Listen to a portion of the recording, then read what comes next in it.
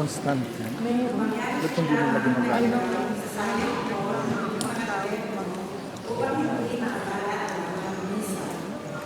Ang ating mga awit ay nasa pambuhang na pahit na naman sa bukid.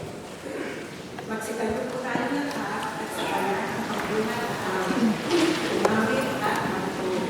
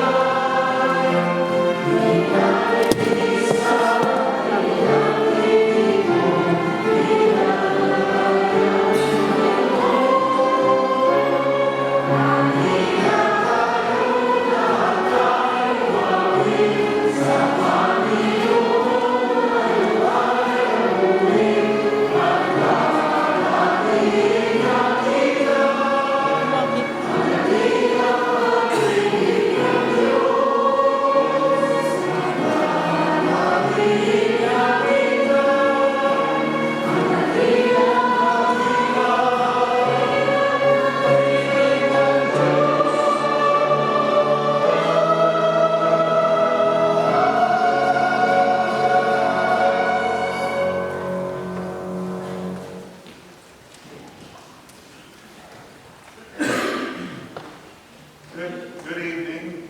Good evening, my Father. Maybe my battery died. I don't know, did your battery die? No, it's okay now. How's that? Better. All right, so who are you people and why are you in my church? All right, for those of you that don't know me, I'm Father Lawrence. I'm the pastor of Mary Queen of Heaven. So happy to welcome you here for this evening gathering for the second to last night of the Simon David. As I was within Gainesville for 8 years at St. Patrick, I knew a lot of the community down there.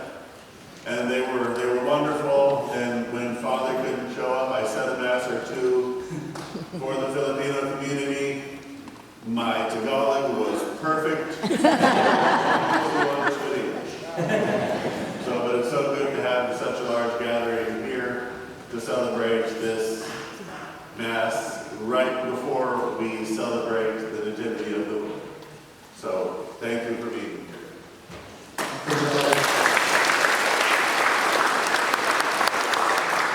Simulan natin ang ating pagdiriwang sa ngalan ng Ama at ng Anak at ng Espiritu Santo. Amen. Ang pagpapala ng ating Panginoong Jesucristo, ang pag-ibig ng Diyos Ama, at ang pagkikipagkaisa ng Espiritu Santo naway sumayin lahat. at sumayabi.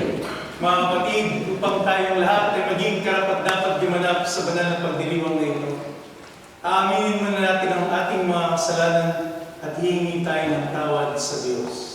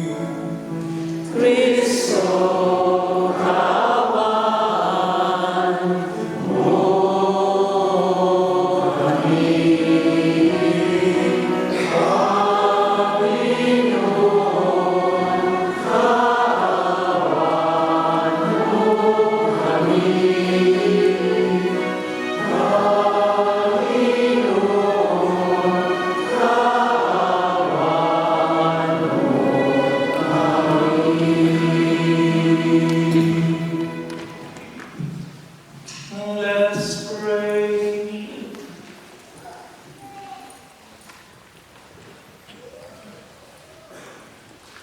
O God, who seen the human race fallen into death, will to redeem it by the coming of your only begotten Son.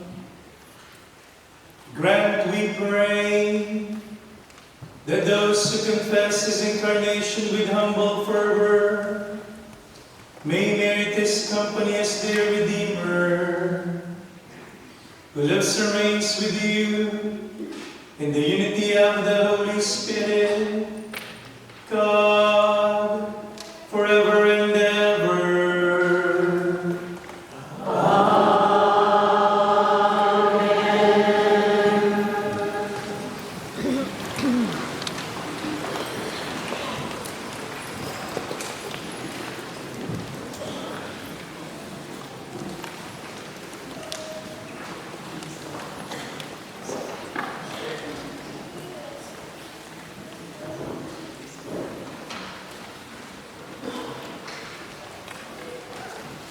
Pagbasa mula sa unang aklat ni Samuel.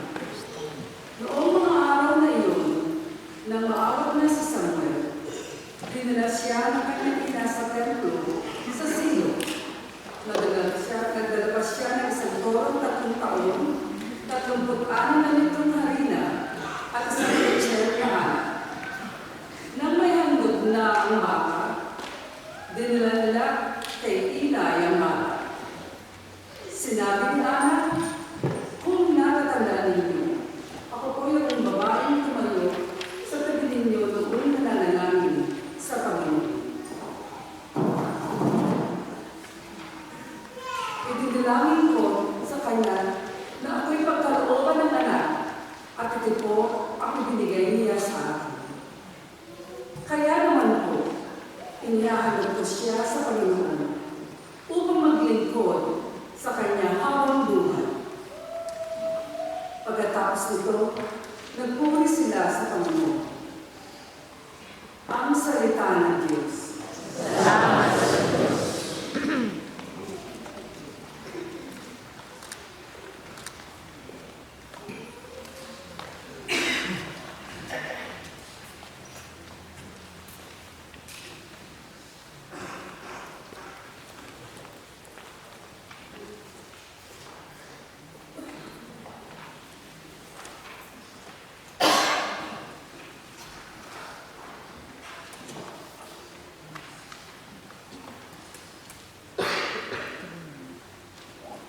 Ang itutugon po natin ay, Diyos kong tagapagligtas, pinupuri kita ng wagas.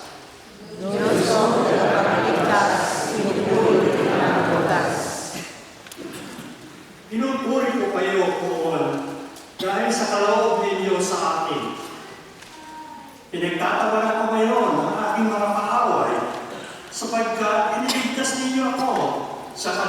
saan. Diyos ko, tagapagligtas, pinupuri kita. Nagapinin niyo ang mga makapangyarihan at pinalakas ninyo ang mahihina.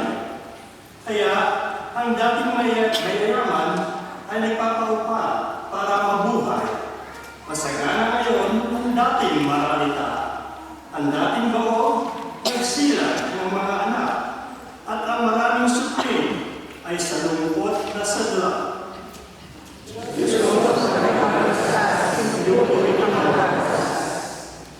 Kaya poon, ay may kapangyarihang magbigay o bumawi ng buhay. Maaari niyo kaming patayin, maaari rin buhayin, maaari niyo kaming payamanin o pahirapin, maaari rin ibaba o itaas. Diyos ko, sa kapalitas, pinupuri ang pangalan. mapagkakila ninyo kahit ang pinakahaba, mahahango sa kahirapan kahit ang pinakadukha. Mayahanay ninyo sila sa mga maharlika, mabibigyan ng karangalan kahit na ang dustang-dusta. Diyos ko, sa kapalitas, pinupuri ang pangalan.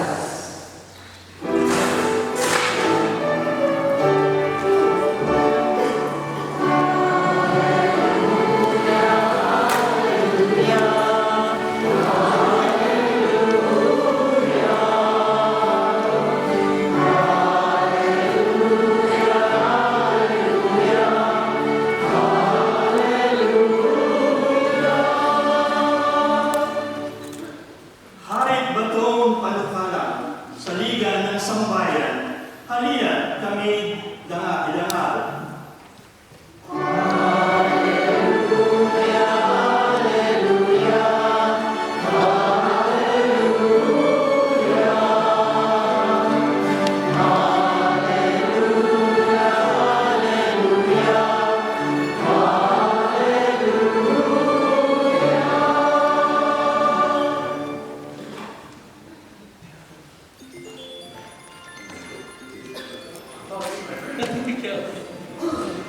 It was supposed to be in English, but we're going to say it in Tagalog now. Sumayin niyo ang Panginoon. At sumayin. I'm not as tall as Father Lawrence. Ang mabuting balita ng Panginoon ay yung kay San Lucas. Papuri sa Papuri po, Jesus. Noong panahon yun, pinahayag ni Maria ang awit na ito, ang puso ko'y nagpupuri sa Panginoon at nagagalang ang aking espiritu dahil sa Diyos na aking tagapagligtas.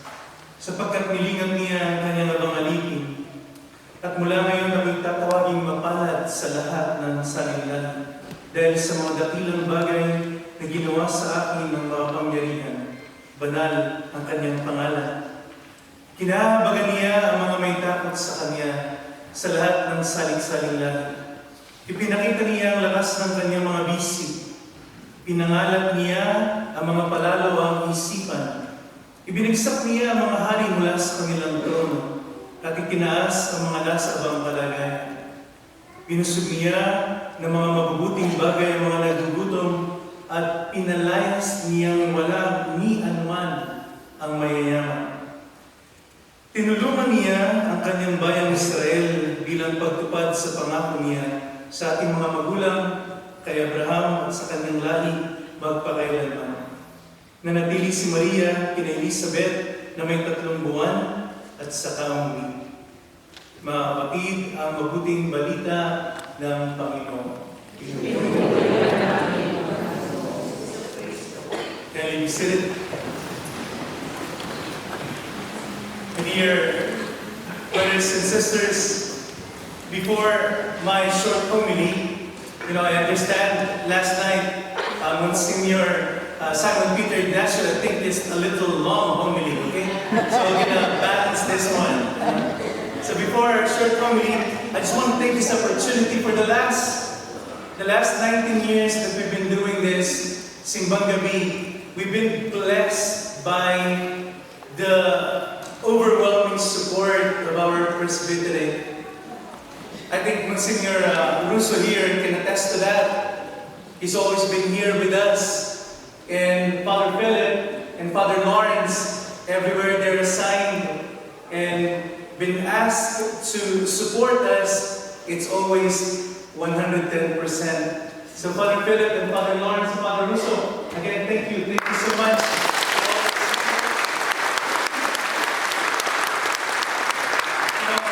That's the key in the success every year of our Simbang Gabi. Especially, remember I mentioned at St. Matthew's, there was a time that as we are growing, so we're doing it in Gainesville now, in Palm Coast. We have one Simbang Gabi in Lake City. Here in Jacksonville, we need to divide this into two, South Side and West Side.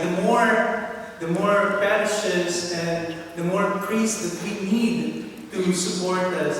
And we know the reason why we need to divide, because we're Filipinos. We want a little drama.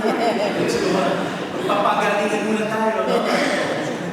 No, I'm just kidding, of course. But because of the sheer volume, the people who are attending our Simbang Gabi, and me and Father Alex we're really, our Thanksgiving is overflowing, because this is the reason why we're doing this is because of our children.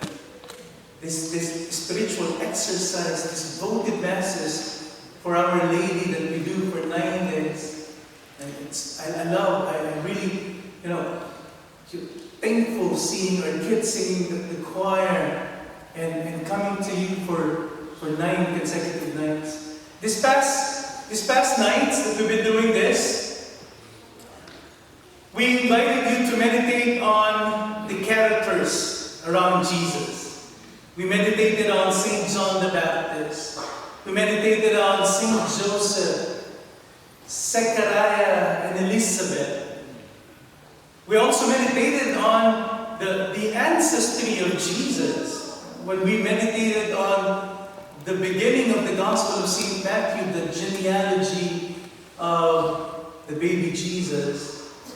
And we love to talk about this, because we Filipino Americans, this is our pastime, when we talk about the lives of other people, we call that chismis.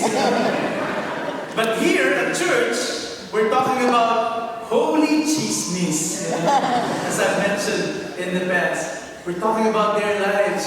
We look into the beautiful, those beautiful experiences that relates to Jesus, that makes us closer to Jesus. Tonight, again in this short homily, I want to invite you to meditate on this very particular experience of Mary that speaks about who we are. My dear brothers and sisters, I might touch some sensitive part of our lives here in the United States as Filipino-American Catholics. So please forgive me, okay? Please forgive me. What is that element in Mary that I want to share to you and let's meditate on? I want you to look into that episode when Mary